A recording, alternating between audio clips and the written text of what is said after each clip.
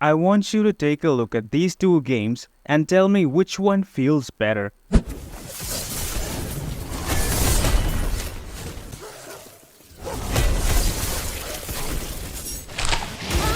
When I'm ready, and not before.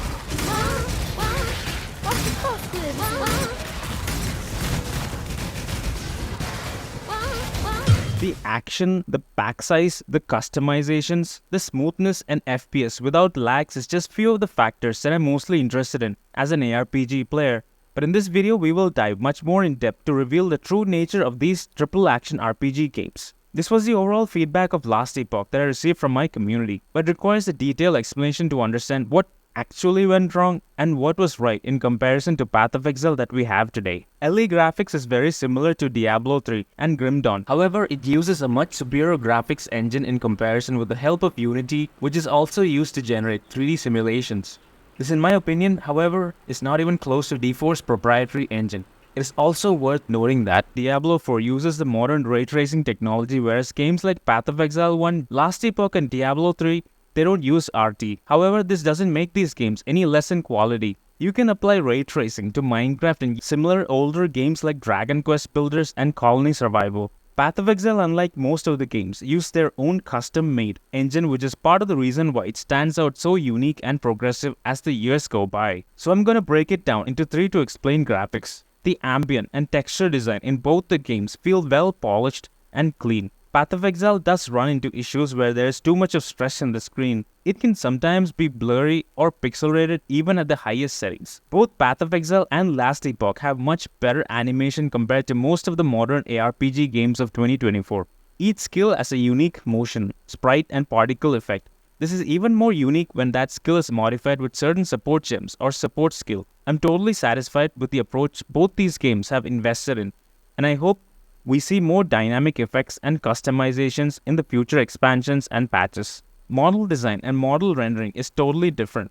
The former is crafting the idea and the latter is bringing it to the screen. The devs of Last Epoch have put too much focus into assets that players barely even notice and even skip. Some of these are cinematics and NPC faces in dialogues.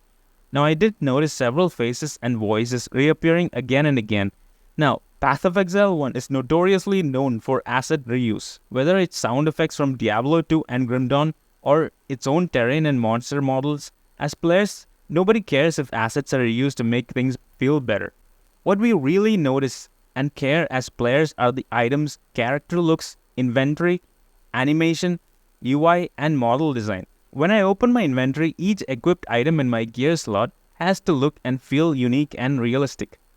This is what I hate about Diablo 3 and 4, as they look lazy, cartoonish, and tiny.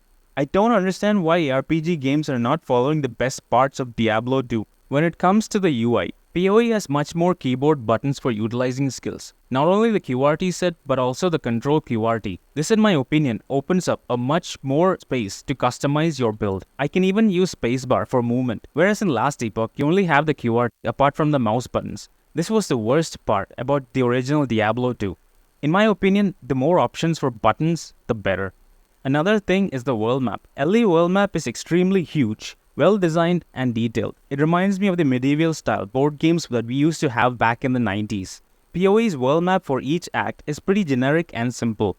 Grim Dawn uses a similar fashion as Last Epoch, but it's all squished into one small piece that you can barely even see. When it comes to in-game, both of them follow the same pattern of the Diablo series, except with the skills section that I mentioned. What matters the most is the ability to know what's going on. If your character dies in Last Epoch, the game tells you what the final cause was. This helps you to fix your resistance or whatever it is that your build lacks. It doesn't have to be precise, but with a couple of character deaths, you can figure out the exact source of the problems in the build. With PoE, sometimes I have to screen record the entire map run just to pause and play and understand what kills my character. When it comes to the quality of life features, Last Epoch is far superior compared to Path of Exile in terms of quality of life. Sorting items in the inventory is just one of them. Most of you will know the rest of the features from Last Epoch. But what I care mostly is if the developers are willing to listen to the majority of their paying customers. This is another place where Blizzard continues to fail miserably. I have even seen PoE developers harden their hearts like Israel during Moses' time. But on the plus side, they seem to be changing and understanding more and more these days. I don't expect auto pickup and in-game loot filter in PoE 1, but as long as they listen and understand their core audience, the game will thrive forever. All items in Last Epoch drops identified, and portals are free. Also, most of the dropped items are related to the class that you're playing. This kind of smart loot is not possible in PoE, as sometimes you can have a caster build with a marauder, and even bow builds with a witch class. But unidentified items on the ground should be removed from PoE endgame. Currently, you are better off crafting items from scratch than look for gear on the ground, at least once you hit red maps. You should never play PoE endgame without a proper loot filter.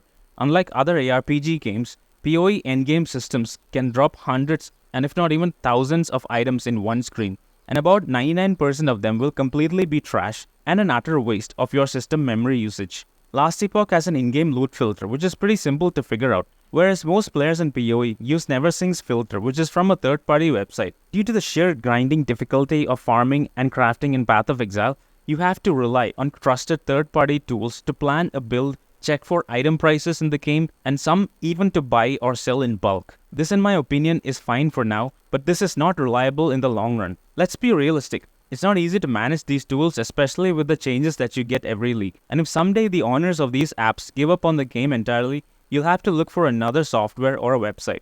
This brings me to content. The fun side of Path of Exile 1 begins at the endgame. Over the years, Grinding Gear Games has pumped PoE with new mechanics, new bosses, new crafting systems, new items, new skills, and so on and so forth. Never have we felt like this was oversaturated, apart from league-specific items dropping in global map pool, which by the way is not cool. So these along with significant balance changes makes each league in PoE extremely interesting to try out.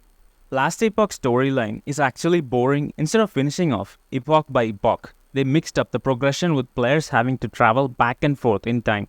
So by the time you get invested into a storyline, you're snapped away into a totally different one, until you realize it's all about the end of time. And that's all there is to it. As a movie critic, I actually enjoyed PoE storyline way more than this.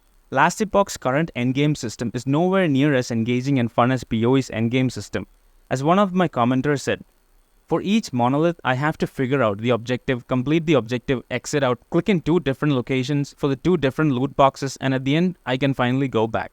And yes, with PoE, it is fun to switch off your brain and have a blast with mapping. The sound effects in Last Epoch is subtle, mild, and less impactful compared to games like Grim Dawn, Diablo 2, and Path of Exile. If you want to feel a comparison, here are some examples that'll help you understand what I'm talking about.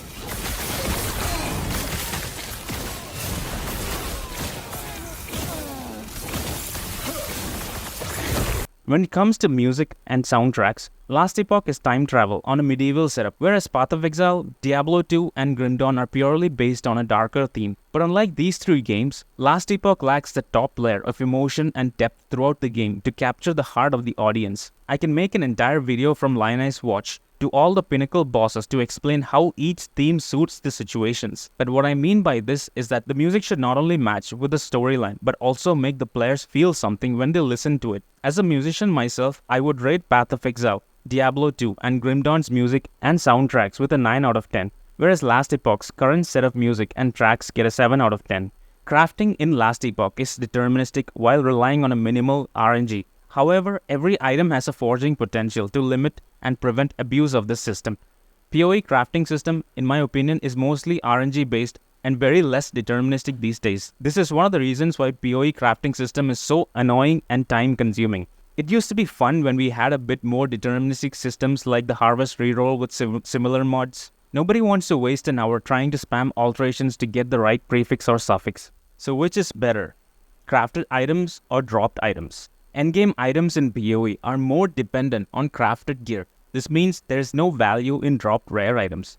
Crafted items in Last Epoch, however, cannot exceed beyond tier 5 affixes. This means you have to search for the exalted and legendary T6 and T7 stats. With vendoring, like Diablo 3, you can shatter items to extract mods from them for future crafting.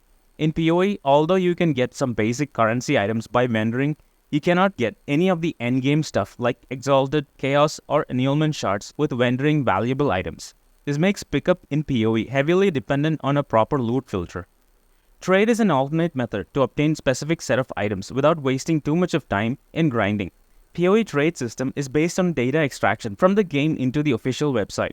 This means there can be lags and mistakes if their web servers are unstable. Under normal circumstances, the trade site is sufficient for fulfilling basic requirements like build setup, but when it comes to buying currency, maps, and other endgame farming items in bulk, it's too time-consuming and annoying to whisper other players, mostly to get ignored until you find someone. And this is part of the reason why there's so many other alternate third-party trading systems in PoE. The scope of upgrading the trade system is still in ongoing development for the GGG development team.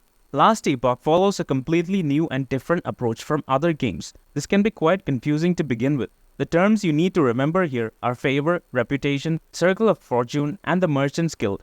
As you unlock the Factions feature, you will get two choices to pick from, Circle of Fortune and Merchant's Guild. Your choice won't be final, and you can walk out of your current faction anytime you want. However, the items you obtain from any given faction can only be deployed as long as you're part of that specific faction. If you wish to send an item to a specific friend or a party member, like other games, it can be done through a feature called Resonance System. This is a specialized system that lets you share items specifically with your friends and party members. The more you play together, the more resonance you get. The Last Epoch trading system is a massive topic for a separate video. Even though this sounds complicated, it's much more stable and efficient approach compared to other ARPG games. Now let's get to the endgame systems. To talk about PoE endgame, it will take a separate video, like Last Epoch's trading system, because this is the main reason why this game stands out from other ARPG games. To sum it up, there are several ways you can play PoE after finishing the acts. Some of these are the Atlas maps, Uber boss farming, and league mechanics such as Delve, Heist, Forbidden Sanctum, Five Ways, Breaches, and Blighted maps. As of 1.0, there are currently 3 endgame systems in Last Epoch: Dungeons, Arena, and the Monolith of Fate. The part I mostly miss in all these 3 is the ability to turn off my brain and destroy hordes of monsters like a fast-AF video or the cow level in Diablo 2. And I hope other ARPG games would figure this out and deploy it in their own games. Progression, speed, and loading time. By the mercy of the developers of Last Epoch, at least we have an offline mode that we can explore and test the game even when the servers are at their worst. The offline mode is completely dependent on the PC that you're running the game in. But comparing Last Epoch's actual online experience to Path of Exile, we saw how bad it was at the release. With similar numbers and player quantity to both the games, LE performed as bad as PoE's Ultimatum launch, which was a few years ago. This can change in the coming days, but upgrading servers is an extremely expensive gamble for an indie company that is just starting and testing the waters of players. However, loading time between PoE zones, especially in entering towns, is a bit worse due to the sheer number of assets. Combine this with the crazy MTXs. This can sometimes be frustrating. And I literally had to upgrade my PC to a much higher graphics setup after patch 3.22. This has worked quite well for me, but I cannot imagine how it's like for those who cannot afford it. Next up, we have the passive tree and the skill system. These are 2 completely separate systems in both the games. LA passive tree system is so much like Grim Dawn. You can easily respec in exchange for a small amount of gold using an NPC. It's simple but can be expanded much more in the future. Whereas PoE passive points are like your life's choices early in the game. You always have to follow a plan for each passive point early on until Orb of Regrets are cheaper to get. The skill system in Last Epoch is very accessible, dynamic, and easy to figure out. You can try out different skills with the same character with the help of free respecs anytime. The only downside, however, is if you delete the skill, you have to start from the new one from a much lower level. Whereas skills in PoE are more dynamic but not easily accessible as Last Epoch's. You'll have to rely on NPCs and side quests to unlock early access to most of the skills and support gems. However, your progression of leveling a gem is permanent unless you vendor, trade, or throw away the gem itself. Boss fights in Last Epoch are extremely telegraphed, meaning even as a new player, you know where not to stand and when to attack. They are clearly visible, engaging, and offers enough time even for melee builds to dodge big moves. Whereas in PoE, most boss fights are ruthless from Act 2 to endgame. They're too fast, unpredictable, and too punishing. you'll have to fail a couple of times to figure out the boss mechanics entirely. Some of the endgame boss fights are the worst in ARPG genre, such as the Cirrus fight, Maven, and some of the Guardian bosses as well. You can instantly die to anything even while the boss is literally invulnerable. This is part of the reason why I'm a softcore trade player who makes high damage builds, because if you kill them fast enough, you'll be spared from the misery of these ruthless mechanics. I don't expect this issue to get any better in PoE 2, but we have an awesome community to figure out something that's broken always. Always. Now, when it comes to game balancing, Path of Exile follows a reverse approach of nerfing more and buffing little by little. This means when a weak skill or a set of unplayable skills get a platform to perform much better than ever before, GGG mostly nerfed the source of the interaction in the following league, or even completely gets rid of it. One such example was the interaction of Vengeance Cascade with melee skills like Volcanic Fissure and Molten Strike. When a nerf is made, the skills that fall victims to the nerf are mostly melee skills. This, in my opinion, is part of the reason why you require so much of investment to play melee, while you can easily get away with a few divines for an endgame ranged and spell builds. We are yet to see how developers of Last Epoch react to skills that are underrated or extremely broken. This is something we will notice in the coming days. Last Epoch's storyline doesn't feel interesting as a Back to the Future time travel adventure. It feels too saturated and boring like Diablo 3. I have mentioned the details in the content section. Personally, I wasn't even able to catch up with what was going on most of the time. PoE lore is engaging and emotional. What I mean by that is that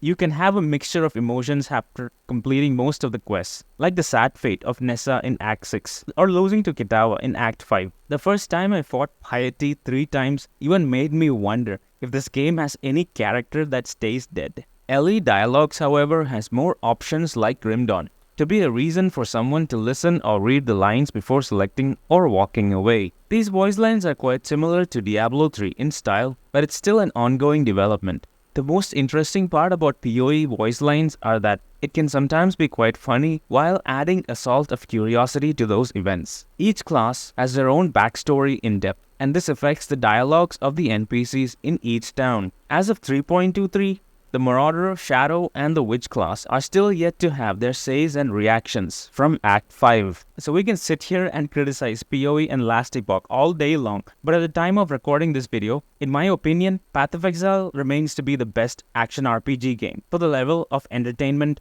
feel, satisfaction of gameplay. Couple this with the limitless power and challenging difficulty of the endgame as well. Last Epoch, on the other hand, has a great potential to beat this level as it progresses in development, and making its gameplay and sound effects addictive and satisfactory. This can also become the future of ARPG games in the long run. Due to its positives which I mentioned in this video, the scope of PoE 2 versus Last Epoch or PoE 2 versus PoE 1 is yet to be revealed when we all as a community get to try it out at the middle of this year. These games surely deserve n number of chances despite their downfalls and shortcomings, as long as their developers keep listening and correcting their mistakes. And I think most of the games should follow a minimum level of complexity and customizations to explore and create builds without boundaries. This is what I really like about PoE, but that's a topic for another day. Thank you for watching and listening to my longest rant. Take care, my friends.